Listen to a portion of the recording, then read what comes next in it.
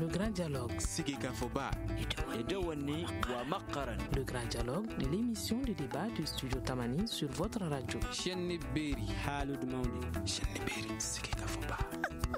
grand dialogue. Bonsoir et bienvenue au Grand Dialogue. Ce soir, nous allons parler de réseaux sociaux créés pour faciliter une communication rapide entre les humains. Dans le monde, les réseaux sociaux sont devenus de nos jours un phénomène très inquiétant pour l'éducation des enfants. Fait pour permettre aux enfants d'apprendre et de communiquer, cet outil de communication est aujourd'hui utilisé à d'autres fins. Quelle est la responsabilité des parents et dirigeants face à une telle situation? Nous allons débattre dans ce Grand Dialogue avec Dr Bremaili Diko, sociologue, professeur à l'Université du Mali, Baba Dakono, juriste, chercheur, Jimé Kanté, activiste et membre de l'association Global Santé Solidarité, Abdoulaye Guindo, journaliste, blogueur. Je suis Fatmata Togola. Le grand dialogue. Aujourd'hui, on constate de plus en plus que l'utilisation des réseaux sociaux joue sur l'éducation, la société. Qu'est-ce qui explique ce phénomène? Nous allons commencer avec vous, Monsieur Kanté. Oui. Alors, qu'est-ce qui explique ce phénomène? Bon, et moi je pense qu'il y a beaucoup d'explications par rapport à ça. D'abord, il faut voir notre éducation, l'éducation des jeunes maliens. Les réseaux sociaux sont un phénomène nouveau pour nous. Et chaque fois que nous avons quelque chose de nouveau, vous avez vu avec Internet, l'utilisation, d'abord avant même ces réseaux sociaux-là, le simple fait d'avoir un ordinateur, on faisait des usages souvent pas très bien. Et avec les réseaux sociaux, donc chacun y vient avec une certaine éducation, donc il est forcément... on voit beaucoup de choses, des choses qui sont très bien et d'autres qui ne sont pas du tout vraiment jolies. D'accord. Alors, Monsieur Diko, que pensez-vous de cette situation? Mais écoutez, les réseaux sociaux, c'est un phénomène relativement nouveau qui est un phénomène mondial. Ce n'est pas seulement africain. Et c'est pour ça qu'on ne peut pas réduire toutes les tares que nous observons dans nos sociétés en fait, à l'utilisation ou non des réseaux sociaux. Tout ce qui est nouveau attire, ou bien on peut développer des facteurs de répulsion envers, donc dit à différentes méfiances. Mais nous sommes dans un monde où les technologies se développent et les réseaux sociaux sont un autre canal de sociabilité. Maintenant, l'usage qu'on en fait peut faire en sorte que nous tombions dans des travers ou que nous en fassions en fait un autre usage éducatif. Donc tous ces aspects-là, nous pourrons les aborder dans le cadre du débat. Alors, et vous, Monsieur Dakono, qu'en dites-vous? Je pense que déjà, les réseaux sociaux en partie sont une vitrine. Les réseaux sociaux nous montrent une facette de comment nous vivons en société et comment nos rapports sont. Je rejoins Jimmy sur le fait que autant on ne peut pas dire que tout est mauvais au niveau des réseaux sociaux, autant on ne peut pas également dire que tout est bon. Mais cela n'est pas forcément lié au réseau social, mais cela est lié à notre... comment on vivait en société. Et justement, l'un des avantages des réseaux sociaux, c'est que finalement, ça a cassé cette barrière. On était dans des sociétés où, entre certaines générations, il y avait une forme de barrière. Mais sur le réseau social, qui n'existe plus, les barrières sont tombées. Et une autre barrière, au-delà de celle qui existe entre les générations, était celle de pouvoir parler, celle de pouvoir s'exprimer ou celle de pouvoir partager avec les autres ce qu'on ressent. Et finalement, on n'a plus cette barrière avec les réseaux sociaux. Il y a cette capacité à dire ou à expliquer des choses qu'on n'aurait pas eu si on était dans un cadre plus physique. Donc finalement, en plus d'être révélateur de ce que nous sommes en société, ça amplifie certains comportements parce que ces barrières n'existent plus. D'accord. Et vous, M. Guindo, quelle est votre observation par rapport à cette situation? Moi, mon observation, je classe les réseaux sociaux dans la catégorie des sciences. La science est amorale. Et les réseaux sociaux, au départ, n'ont pas été créés pour ces dérives. Mais c'est l'usage que nous en faisons. Je l'ai dit, je ramène tout ça à l'éducation. Par exemple, sur ce plateau, je vois des gens qui utilisent beaucoup les médias sociaux, mais je ne les ai jamais vus utiliser des écarts de langage. Chacun vient sur ces réseaux sociaux avec son éducation. Voilà pourquoi on a toujours appelé à encadrer, éduquer, sensibiliser. Voilà. Alors, Monsieur Dakono, pourquoi un revirement de situation comme ça, vu que c'était venu pour faciliter la communication, mais d'un coup, il y a eu des dérives? Même les dérives souvent facilitent la communication. Je ne suis pas forcément de ceux qui pensent qu'il faut choquer pour éduquer, mais je pense que même les dérives, il y a une leçon à apprendre, même des dérives. Il y a des enseignements qu'on peut toujours tirer. Mais encore une fois, on ne peut pas jeter le bébé avec l'eau du bain. Il y a des dérives, même avant les réseaux sociaux, il y avait quelques dérives. Encore une fois, il y a cet effet amplificateur des réseaux sociaux. Dans le quartier, il s'est passé des événements, mais ça restait dans le quartier parce qu'il n'y avait pas moyen de transposer ou de diffuser ce qui se passe. Mais aujourd'hui, ce qui se passe dans ta maison, souvent, toi-même tu apprends quand tu es dehors de la maison, toi tu l'apprends sur les réseaux sociaux. Donc il y a cet effet amplificateur qui nous donne l'impression que tout est dérive sur les réseaux sociaux, mais cela ne doit pas être, parce qu'il y a également des aspects positifs. La communication est beaucoup plus importante et moi je sais de là où je suis ce qui se passe dans certains milieux hospitaliers grâce à l'engagement de certains activistes. Je sais ce qui se passe dans le milieu scolaire parce qu'il y a certaines personnes qui y parlent, mais ce qu'ils disent n'est pas forcément nouveau, mais ce qui est nouveau, c'est le partage de cette information. Donc d'un point de vue communication, il y a toujours des aspects très très positifs et les dérives, à mon sens, n'occultent pas la valeur ajoutée des réseaux sociaux en matière de communication. Et ces dérives-là ont toujours existé. Il y a un effet amplificateur. Et comme Guindo le disait tout à l'heure, c'est que chacun vient avec sa trajectoire, son histoire et son mode de vie sur le réseau social. Et le réseau social ne change pas forcément notre mode de vie, mais il amplifie, il montre aux autres ce que nous sommes véritablement. D'accord. Alors, M. Kanté, que pensez-vous des propos de M. Dakono? Je pense qu'il a totalement raison. Je suis d'accord avec lui. Je suis également d'accord avec M. Guindo quand il parle de l'éducation. Vous savez, nous avons, comme je le disais tout à l'heure, nous avons des ordinateurs. Nous avons par exemple la Bible, nous avons le Coran.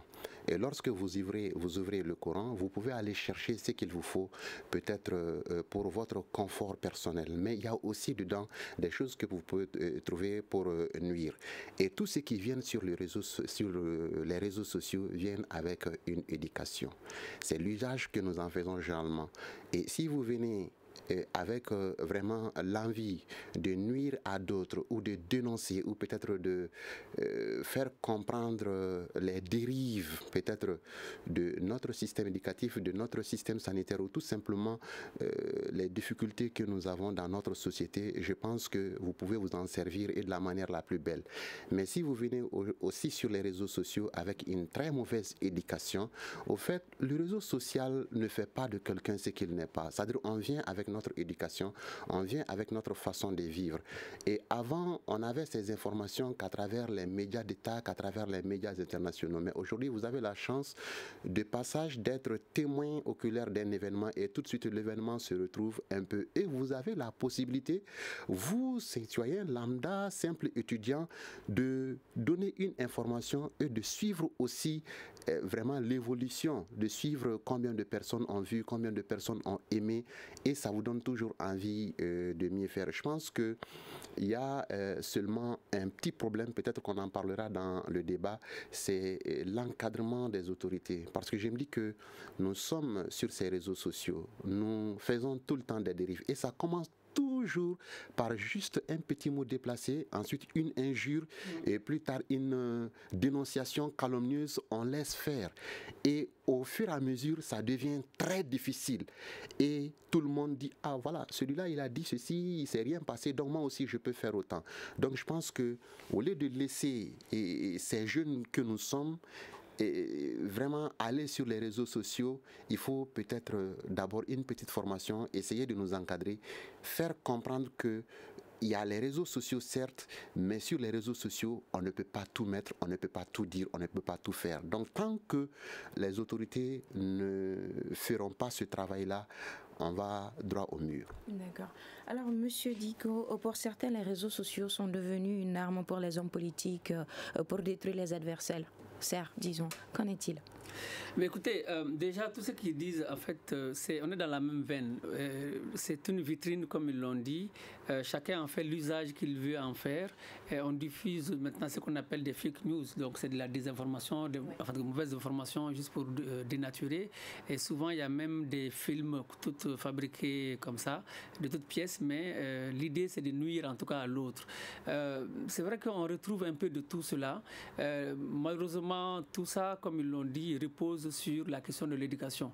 Il y a des choses qu'on nous enseignait dans nos familles. Les familles, pour la plupart, ont démissionné. Le système scolaire n'est plus, en tout cas, ce qu'il était. Nous fabriquons plutôt des chômeurs que des cadres bien formés. Et l'éducation communautaire a tendance à se dissiper. Donc, on a développé le culte de l'individualisme. Malheureusement, nous sommes dans un monde aujourd'hui où c'est l'instantané, où c'est le culte de la personnalité, où c'est les gens qui veulent se faire voir. C'est pour ça que de plus en plus, même si certains sont bien éduqués, il y a souvent l'effet d'entraînement. Parce qu'il y a quelques copines qui ont fait ça, parce qu'un politicien a fait ça dans tel autre pays, ça a marché. Et moi aussi, au niveau de mon pays, j'essaie de faire ça, parce que j'estime que c'est le seul moyen de pouvoir dénigrer l'autre. Et en dénigrant l'autre, donc, on peut ici, en fait, au sommet, en tout cas, ou avoir voix au chapitre. Tout cela dénote d'une certaine crise morale dans nos sociétés, où finalement, c'est le paraître qui compte. Ce n'est plus l'être dans sa quintessence, dans l'être qui apprend à se connaître et qui respecte l'autre et qui sait en réalité où il y a des limites.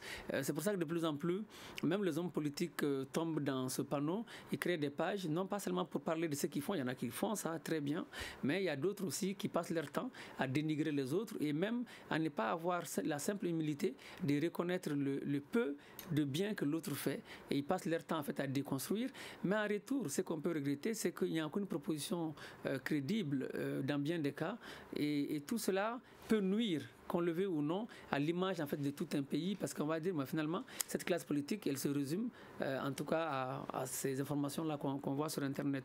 Et c'est pour ça qu'il est urgent, comme ils l'ont dit, d'encadrer tout cela et de faire en sorte que, bon, les filles ne soient plus seulement dans les toilettes pour prendre des photos, que la dernière coiffure n'est pas véhiculée, et que, bon, de toute façon, on assiste même à des mutations, parce que Facebook, qui était un réseau qui a eu ses heures de gloire il y a quelques années, qui a plus de 2 milliards maintenant d'abonnés, commence à tomber un peu en désuétude, en tout cas auprès des premiers utilisateurs. Tous ceux qui ont déjà fait 5 ans sont en train d'aller vers d'autres réseaux où ce sont des images qu'on peut véhiculer pour une journée sur Instagram ou sur d'autres réseaux, j'ai oublié les noms. Et puis, vite fait, on fait même des vidéos bizarres et on partage, en fait, on a l'impression qu'on est en privé. Mais sauf que quand vous partagez, vous perdez le contrôle. À la fois, celui qui a créé le système, il peut garder l'information et nul ne sait ce que vous serez. Et puis, au pire des cas, votre ami peut être votre ennemi. Et ça, c'est encore pire parce que, comme on dit, il faut se méfier de ses amis parce que vos amis savent tout de vous. Et donc, dans ces cas-là, on peut effectivement avoir des conséquences désastreuses des réseaux sociaux. D'accord. Alors, M. Guindo, qu'en pensez-vous?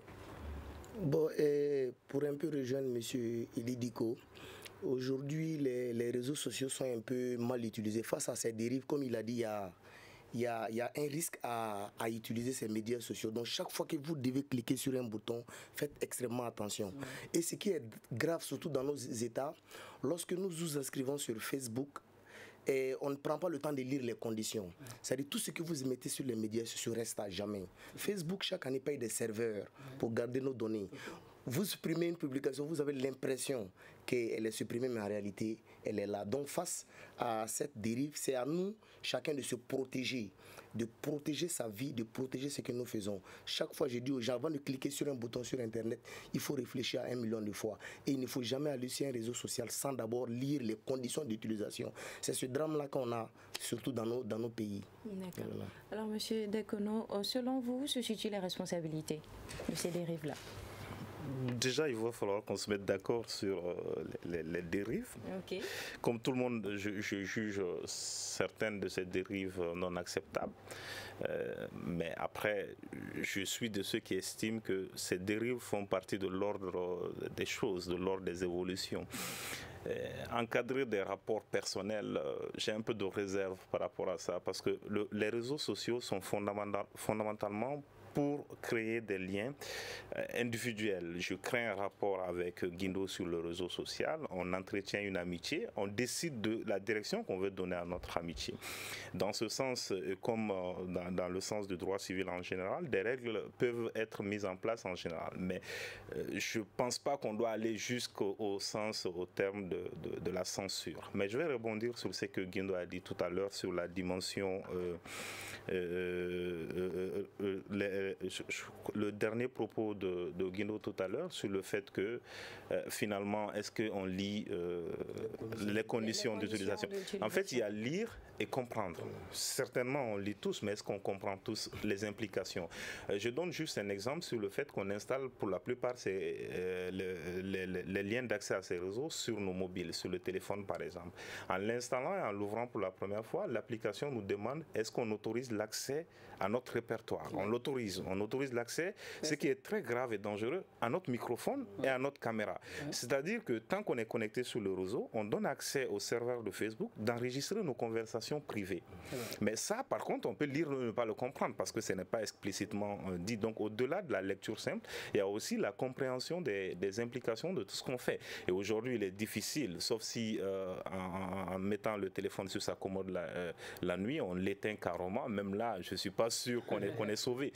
Donc, il y a ça, c'est vis-à-vis de l'utilisateur ou de celui qui émet le réseau social. Il y a certes une connaissance et une culture qui doit être là, mais en termes de régulation, c'est peut-être là où on est face à un challenge d'un point de vue juridique. Maintenant, comment faire pour réguler d'une façon distincte les réseaux sociaux, réguler la presse autrement, parce que la presse également, elle est double. On a l'audiovisuel, on a également la presse écrite. Si vous vous rappelez le débat il y a quelques années, c'était est-ce qu'il fallait avoir la même régulation pour la presse écrite et pour la presse audiovisuelle, parce que les caractéristiques sont différentes, les moyens d'utilisation sont différents. Et c'est la même chose pour les réseaux sociaux, parce que l'objectif est différent d'une personne à l'autre. On peut avoir des règles de base, des règles générales, mais il y a certains niveaux qu'on ne peut atteindre en matière de sous couvert de la volonté de régulation des réseaux sociaux, sinon on serait revenu à des années en retard par rapport à toutes les garanties qu'on doit offrir en termes de liberté individuelle. D'accord. Monsieur Kanté, vous voulez réagir? Oui. Bon, au fait, moi je pense que par rapport au propos de Baba Dakono tout à l'heure là sur l'utilisation que nous faisons des réseaux sociaux. Moi, je ne suis pas tellement d'accord du fait que beaucoup de gens disent que les réseaux sociaux sont mauvais, c'est pas bon, c'est pas bon. Vous savez, en réalité, tout ce que nous voyons aujourd'hui sur les réseaux sociaux, c'est notre mode de vie. On le fait. Et tout le monde le sait. Mais c'est seulement avec les réseaux sociaux qu'on sait que cela se faisait. Vous vous souvenez très bien qu'il y a un moment, il y a des jeunes filles qui passaient sur les réseaux sociaux pour expliquer certaines choses. C'est fréquent, ça se fait, tout le monde le sait et personne ne dit rien. Et lorsqu'on les voit sur les réseaux sociaux, on fait semblant comme si on ne le savait pas. Nous voyons des vidéos pornographiques, ça se fait tout le temps, partout, tous les jours. Personne n'en parle, on fait semblant comme si nous sommes bons. Au fait, les réseaux sociaux permettent juste de montrer notre mode de vie. Et tout ça, c'est bien parce que ça nous pousse à prendre conscience du danger qu'il y a. Et tant qu'on n'arrive pas à diagnostiquer un mal, il est très difficile vraiment d'apporter des solutions. Aujourd'hui, nous avons ce plateau parce que nous avons compris qu'attention, il faut que nous nous ressaisissions. Ce que nous sommes en train de faire, on va directement à notre perte. L'utilisation que nous sommes en train de faire, donc chacun a son niveau de responsabilité. Moi, je viens d'entendre des choses ici très intéressantes par rapport aux conditions d'utilisation des réseaux sociaux. Je n'ai jamais lu. Moi, je ne lis pas. Même si vous partez à EDM ou vous partez à, comment dire, à la soutèlement ou quoi, on vous donne un contrat allemand, on signe. De très petits caractères, donc on ne prend pas le temps de lire. Même si on lit, on ne comprend pas, on est pressé, on signe, on s'en va. Donc, je ne savais pas que j'avais autorisé à Facebook à accéder à ma caméra ni à mon microphone. Baba Dakono vient de me l'apprendre. Donc je dois savoir que l'outil que j'ai en main aujourd'hui est dangereux. Mais ce n'est pas au fait cet outil qui décide mon comportement. Moi, je viens avec un comportement. Cet outil permet vraiment à l'administration, aux autorités maliennes de savoir, attention, il y a des gens qui font des choses qui ne sont pas bien et c'est vers ça que nous sommes en train d'aller. Donc ça leur permet de prendre des dispositions. Malheureusement, chez nous, le laxisme, le laisser aller à atteindre un tel niveau que rien ne surprend plus personne et tout le monde a. il y a ça aujourd'hui encore. Il y a ça aujourd'hui. Alors que tous les jours, nous savons très honnêtement que nous ne sommes pas bons. Nous faisons semblant et nous essayons d'envoyer une autre image au reste du monde comme nous sommes un grand peuple, un peuple de musulmans. Alors qu'au fond, en réalité, nous sommes très mauvais. Donc les réseaux sociaux permettent juste de faire comprendre à tout le monde que ça ne va pas. Et il faut qu'on se réjouisse. Je pense que c'est vers ça que vous êtes en train de travailler et c'est une excellente chose. D'accord. Oui, M. Diko. Non, simplement ce qu'ils ont dit, nous sommes dans une situation effectivement où les réseaux sociaux sont une sorte de photographie de la réalité sociale. C'est comme les feuilletons, que vous regardez les feuilletons américains ou des brésiliens, mexicains ou africains, ce sont des reflets de la réalité. Et donc c'est une opportunité même, je pense, pour l'État et en tout cas pour tous les décideurs de voir facilement, même sans faire de grandes enquêtes sociologiques, une certaine image de quelle est notre jeunesse aujourd'hui, de quelle est notre société, en tout cas quels sont ses ressorts et comment les gens circulent. Mais au-delà de ça, il est vrai que nous sommes dans un monde connecté où les gens ont besoin d'informations, où les gens ont besoin de cadres, d'expression. Et ces réseaux sociaux, comme disait Baba Dakono, offrent cela.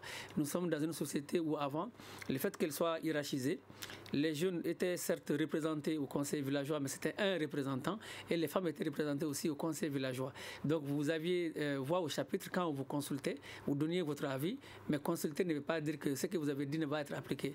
Mais au moins, ces réseaux, donc vu que nos sociétés initiatiques en réalité sont parties en tout cas en faillite pour différentes raisons, les gens ont un autre canal, ou même des canaux, parce qu'il y en a plusieurs maintenant, d'expression, de se défouler, mais aussi de s'informer en temps réel sur ce qui se passe à la fois dans le monde, mais aussi dans le pays.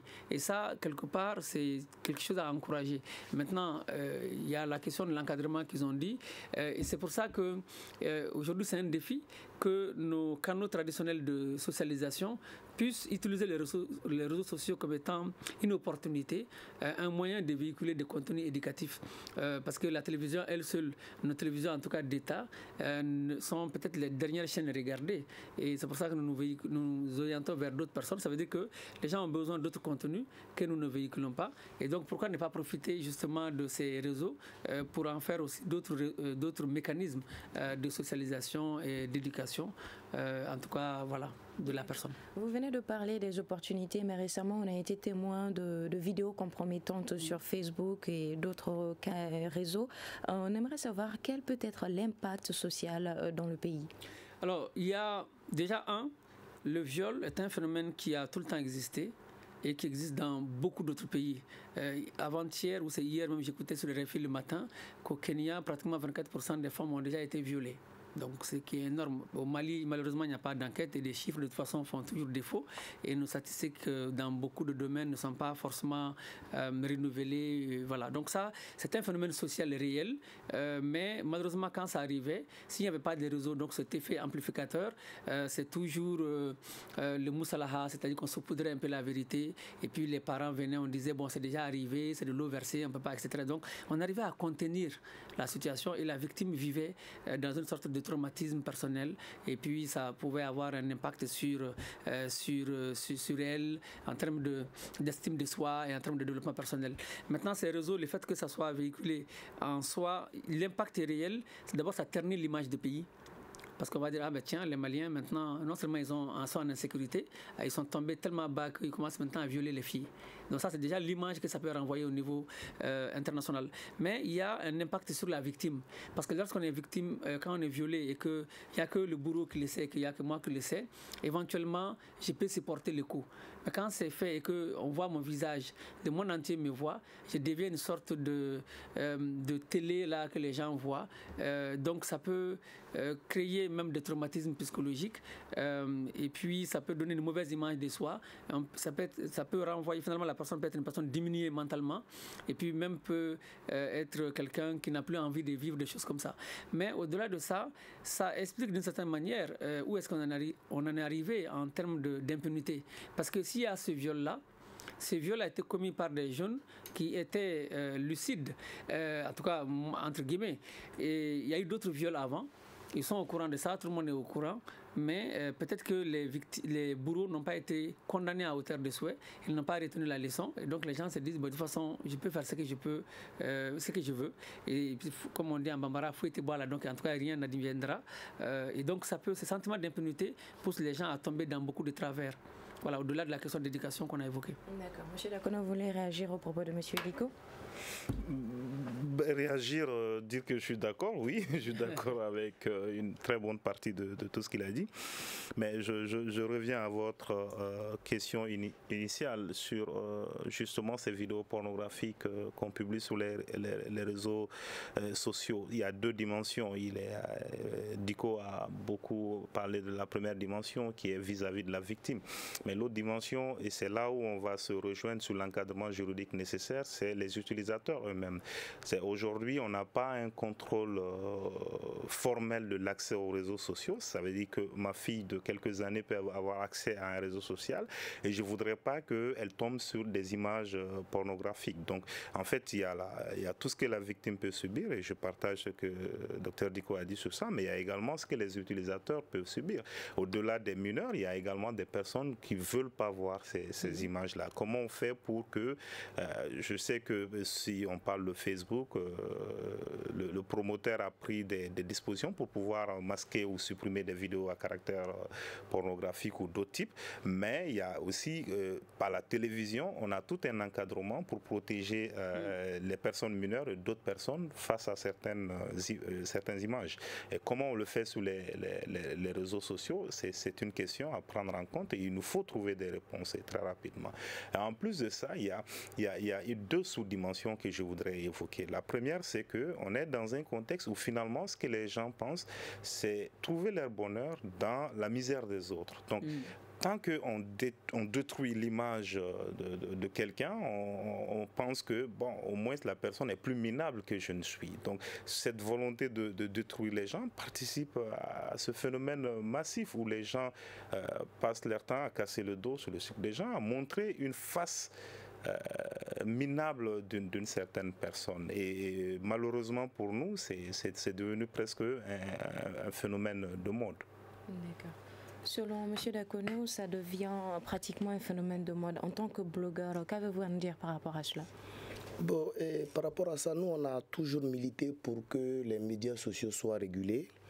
Je me rappelle avoir accompagné une association de professionnels des médias en ligne dans les bureaux du ministre de la Communication avec un projet de loi qui prendrait en compte tous les médias sociaux en plus de la presse en ligne.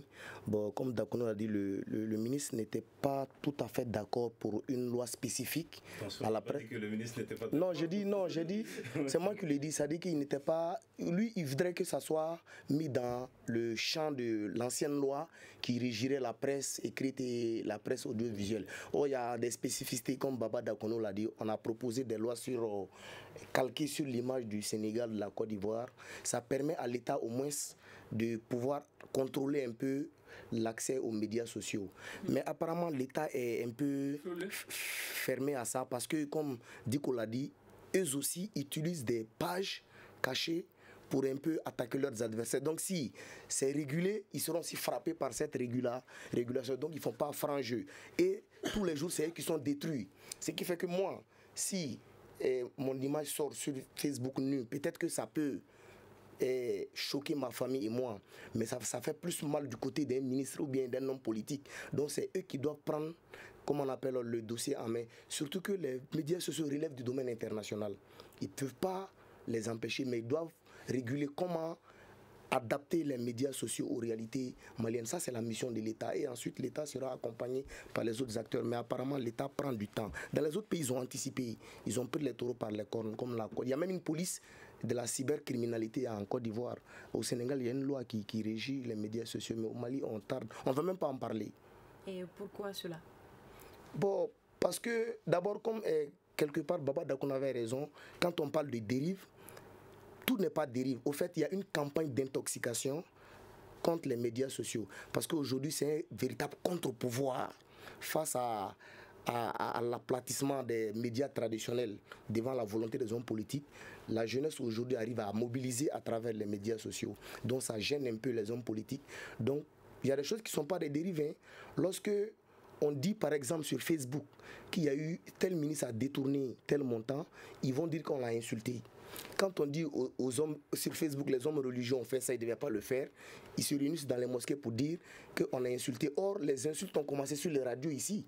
On a vu, voilà, les gens s'insulter, voilà, ça continue. Mais il n'y a pas eu de meeting autour de ça. Mais pourquoi un meeting autour des médias sociaux? Souvent, je me pose la question. D'accord. Et qu'avez-vous à répondre à cette question, M. Kanté? Là, moi, je suis partisan d'un excès de liberté plutôt que d'une restriction. C'est-à-dire qu'aujourd'hui, essayer de mettre une loi, vous savez, notre pays a ses spécificités. En voulant mettre cette loi, peut-être que on va en profiter pour une restriction de la liberté d'expression. Donc, il faut faire énormément attention. Mais ce que je voudrais surtout dire, il y a M. Diko qui a parlé d'un aspect, l'image que nous envoyons au monde. Moi, je ne suis vraiment pas d'accord avec ça. Vous savez, les images pornographiques que nous voyons là, ce n'est pas Facebook qui a fabriqué ces images. C'est-à-dire c'est des choses que nous avons fait, mais seulement ça a été montré sur les réseaux sociaux. Donc, avant même les réseaux sociaux, on vivait comme ça, on le fait à longueur de journée. Il y a beaucoup de choses. Moi, je me souviens d'une vidéo que j'ai mise sur les réseaux sociaux. À cause de ça, j'ai reçu tellement d'interpellations. Non, il ne fallait pas le faire. C'est une mauvaise image de notre... Il s'agissait des conditions d'hygiène d'un hôpital, de la place de l'hôpital Gabriel Touré. Mais il ne fallait pas avoir des gens qui nuitamment venaient se soulager dans des sachets juste parce qu'il n'y avait pas de toilettes. Et dans la cour de défécation qui était jetée un peu partout. Donc, ce n'était pas joli à voir.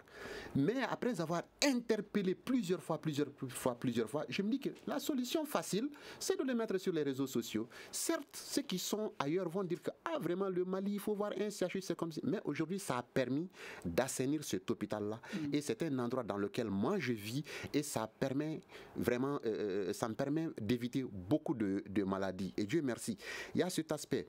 Il y a aussi, je l'ai dit, hein, franchement, les réseaux sociaux ne constitue pas de problème. Nous venons sur les réseaux sociaux avec notre éducation et ce que nous faisons, c'est seulement les réseaux sociaux permettent d'amplifier ça. C'est donc une opportunité que les institutions internationales comprennent qu'attention, au Mali, il y a assez de corruption parce qu'à longueur de journée, nous voyons sur les réseaux sociaux un policier qui prend de l'argent et donc qui prennent des mesures appropriées pour obliger nos autorités vraiment à lutter contre le phénomène.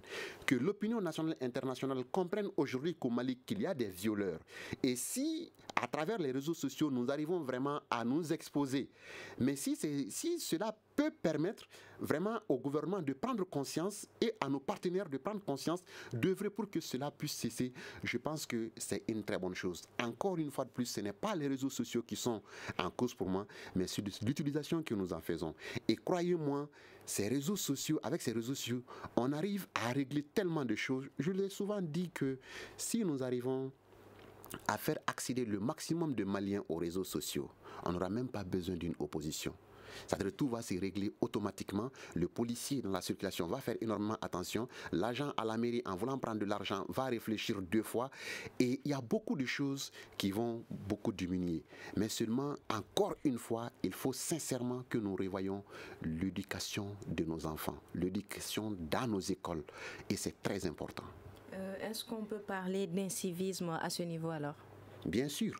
C'est-à-dire c'est comme ça au fait. Ce n'est pas les réseaux sociaux. Il y a de l'incivisme bien entendu, mais ce n'est pas les réseaux sociaux qui amènent ces incivismes-là. Le réseau social permet juste de le montrer. Et si il y avait des dispositions prises, peut-être pour mieux expliquer, parce que franchement, moi je suis allé à l'école, j'utilise ces réseaux sociaux. Et je fais beaucoup de choses, mais je ne sais même pas les risques que je prends. Donc il faut qu'on me l'explique, qu'on dise que attention, l'outil que tu as à main peut faire ceci, peut faire cela. Et quand tu feras cela, voilà les sanctions auxquelles il n'y a pas de débat. Nous avons une télévision nationale, nous avons beaucoup de... Même sur ses propres réseaux sociaux, il faut vraiment qu'on communique, qu'on explique suffisamment aux gens qu'on ne peut pas tout mettre dessus. Et je pense que comme ça, l'incivisme sur les réseaux sociaux va diminuer. Et il y a beaucoup de choses également, beaucoup de dérives auxquelles on pourrait mettre fin. D'accord. Et vous, M. Diko, êtes-vous d'accord avec M. Kanté par rapport à ça? Oui, en fait, contrairement à ceux qui pensent, nous disons exactement la même chose quand ils disaient qu'ils n'étaient pas d'accord. Simplement, ce que je dis, souvent, il y a l'effet escompté qui n'est pas là. Certes, quand on véhicule une vidéo pornographique, ils ne l'ont pas fait dans un but éducatif, contrairement à votre action. Si vous faites une vidéo, ou diffusez sur les réseaux sociaux, toutes les plateformes que vous voulez, dans le but de sensibiliser, d'aider la prise de conscience, d'accord. Parce que là, c'est déjà encadré, c'est planifié, c'est pensé et c'est conçu comme tel.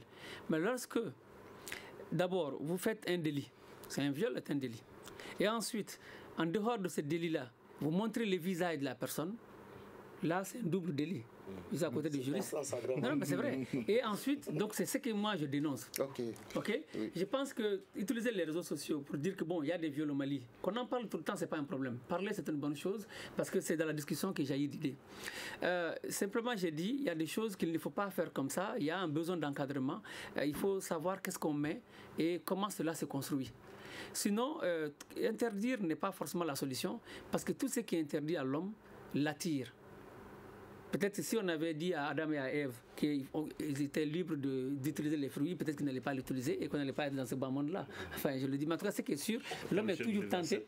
Voilà, c'est ça. En tout cas, l'homme est toujours tenté par ce qui lui est interdit. Au contraire, il faut aller aider les autres à aller vers les réseaux sociaux.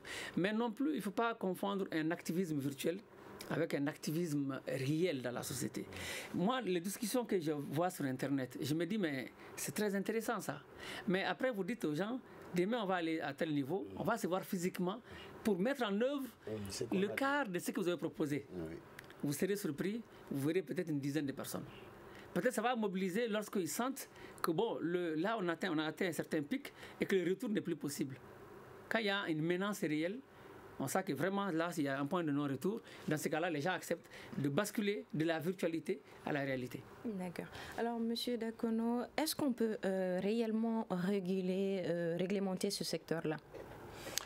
Je voudrais juste attirer votre attention sur un fait, un amalgame que j'ai eu l'impression qu'on a sur deux phénomènes.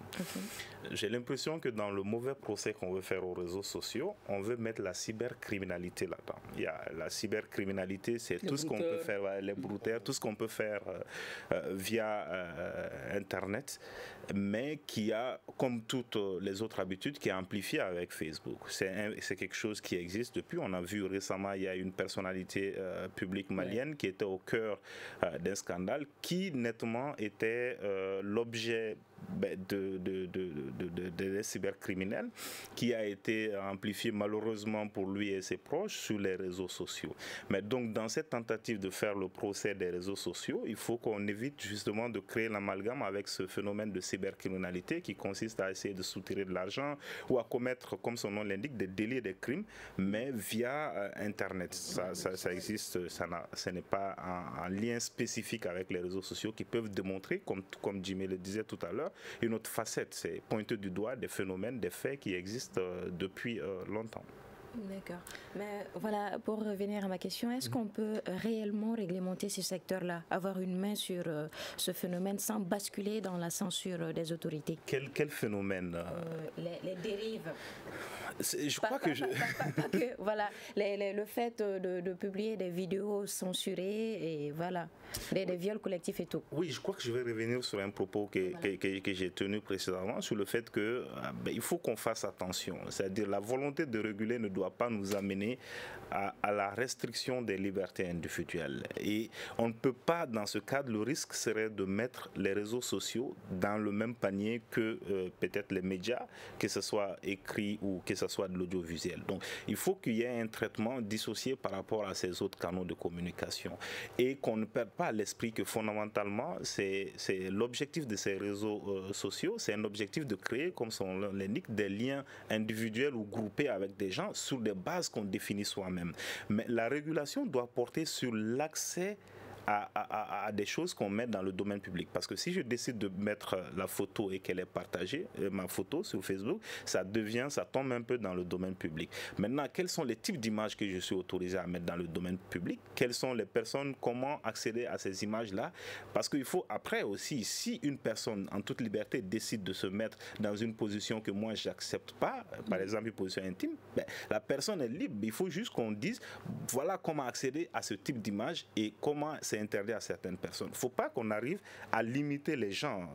On doit rester toujours, parce que c'est de longues luttes qui ont abouti à toutes les formes de liberté, que ce soit les libertés démocratiques, que ce soit la liberté que j'ai de mettre mon costume, que ce soit la liberté pour la dame de mettre son burqa ou l'autre de mettre son bikini et de sortir. Mais on doit juste faire en sorte que si moi je ne veux pas voir cette image, que je ne la vois pas. Ok, et que pensez-vous de cela, M. Kanté? Par exemple, le seul moyen que l'État a quand il y a ce genre de situation, c'est de bloquer Facebook. Pensez-vous qu'il y a d'autres moyens? Moi, je pense qu'il y a d'autres moyens. Il faut mettre l'accent sur l'éducation. Et il est de la responsabilité de l'État de veiller à ce que tous les fils du pays soient bien éduqués. C'est-à-dire mettre le dispositif nécessaire par rapport à ça. Et que chaque citoyen, les chefs de famille que nous sommes, que vraiment nous surveillons un peu nos enfants, que nous nous occupons un peu d'eux.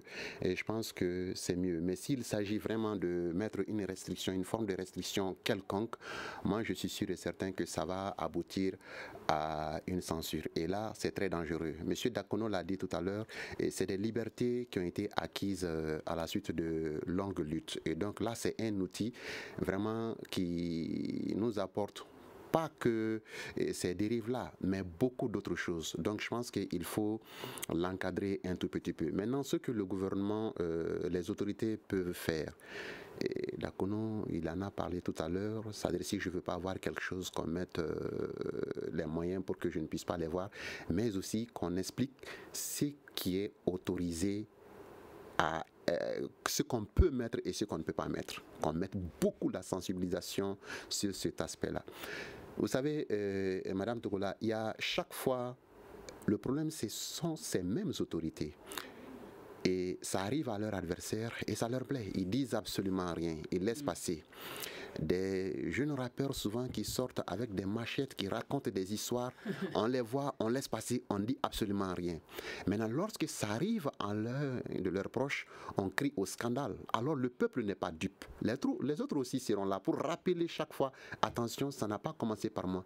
Un simple citoyen a été victime de ça, vous n'avez rien dit. Maintenant que ça arrive à vous, donc il faut franchement que on prenne des dispositions pour beaucoup sensibiliser, surtout sensibiliser. Et au lieu d'empêcher les gens à accéder à ces réseaux sociaux, il faut les inciter à aller vers, mais tout en leur expliquant clairement ce qui est convenable d'y faire et ce qu'il ne faut pas faire. D'accord. Alors, M. Guindo, qu'avez-vous ajouté par rapport aux solutions? Bon, par rapport aux solutions, je vais revenir toujours à la sensibilisation. Regardez par exemple l'année dernière, lors de l'attentat du camp du Mok à Gao, les images des cadavres déchiquetés a circulé sur les médias sociaux. Mais en Europe, vous ne verrez jamais la photo d'une victime sur les médias sociaux. Pas parce que l'État arrive à bloquer les images, c'est parce que, comme Kanté l'a dit, les utilisateurs ont été sensibilisés à ne pas publier des messages et des images choquantes. Moi, j'ai eu la chance d'être formé sur ça. Moi, je ne publie jamais la photo d'une victime, que ce soit d'un accident ou d'un attentat. Donc, comme il a dit, il faut aller vers l'information, la sensibilisation. Par exemple, dans nos écoles aujourd'hui, les enfants prennent 200 francs de forfait tout juste pour poster une photo de mariage ou de groupe. Mais ils ne savent pas que peut-être avec ces médias sociaux, ils peuvent faire des groupes d'études, apprendre les choses, aller sur des sites. Tout ça, ça dit qu'il faut aller à l'éducation et ça, c'est la première mission de l'État. Maintenant, par rapport à quelque chose que Kanté a dit, je suis tout à fait d'accord. Au fait, au Mali, quand c'est les autres, on veut que la loi soit appliquée dans sa rigueur. Mais quand c'est nous, regardez, quand la presse, par exemple, publie une information sur l'armée malienne, ils disent non, c'est une information classée secret défense. Mais quand eux-mêmes veulent faire de la publicité, c'est eux-mêmes qui disent à la télé, on vient d'acquérir 10 hélicoptères Apache, 20 hélicoptères et Cobra. Donc ce n'est plus secret défense quand ils veulent faire de la propagande. Donc c'est ça au fait. Quand un adversaire est humilié, ils sautent sur ça. On a vu, on a même voulu faire la comparaison entre ce ministre et l'affaire entre guillemets d'Etienne Fakaba. Quand la vidéo a circulé, il n'y a pas eu tout ce tapage là autour. Au contraire, on a continué à enfoncer le monsieur. Mais quand c'est le ministre, la police a fait un communiqué. Ils ont des communiqués sont sortis pour dire que non, ça peut arriver à tout le monde. Donc il ne faudrait pas partager, il ne faut pas humilier le ministre. Mais de l'autre côté, on n'a pas dit aux gens non, il ne faut pas l'humilier, c'est un Malien, il peut être. Donc c'est ça quoi. Ok. Alors, M. Diko, un mot de la fin avant de boucler ce débat. Alors, un mot de la fin, c'est qu'il faut encadrer les réseaux sociaux, il faut vulgariser l'usage des réseaux sociaux, mais un usage en fait éducatif. Il faut faire en sorte que les jeunes puissent s'exprimer et que les réseaux sociaux restent canaux d'expression de la jeunesse. Et puis, bon, de toute façon, ce n'est pas seulement les jeunes qui sont sur les réseaux sociaux. Nous, on est même plus jeunes, mais bon, même si on paraît jeune, on est plus jeunes. En tout cas, voilà, faire en sorte que tout le monde puisse l'utiliser, mais dans un cadre, en tout cas, utilitaire.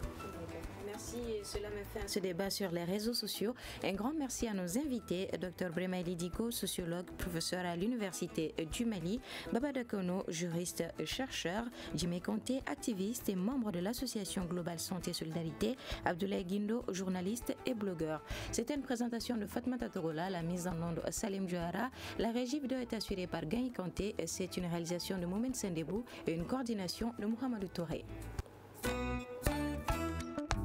Le Grand Dialogue.